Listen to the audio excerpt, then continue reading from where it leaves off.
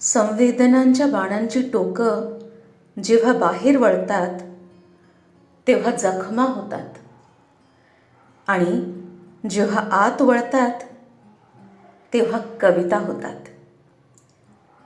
ऐकूया ज्येष्ठ कवयित्री पद्मा गोळे यांची मनात रुतून बसणारी कविता चाफ्याच्या झाडा.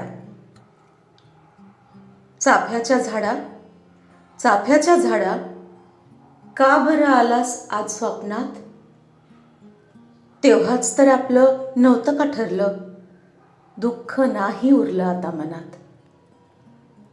फुलांचा पांढरा, पानांचा हिरवा, रंग तुझा रंगतोय माझ्या मनात. केसात राखडी पण पायात फुगडी, मी वेडी भाबडी तुझ्या मनात. चाफ्याच्या झाडा, नको ना रे पाणी डोळ्यात आणू, ओळखीच्या सुरात ओळखीच्या तालात हादग्याची गाणी नको म्हणू.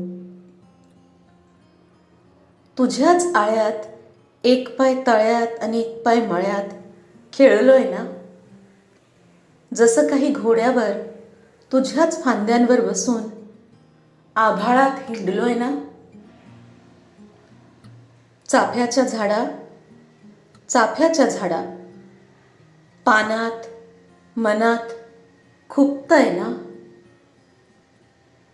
काहीतरी चुकतंय, कुठेतरी दुखतंय, तुलाही कळतंय, कळतंय ना.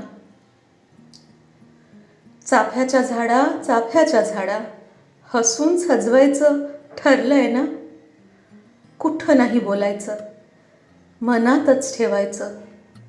फुलांनी ओंजळ भरली आहे ना, फुलांनी ओंजळ भरली आहे ना.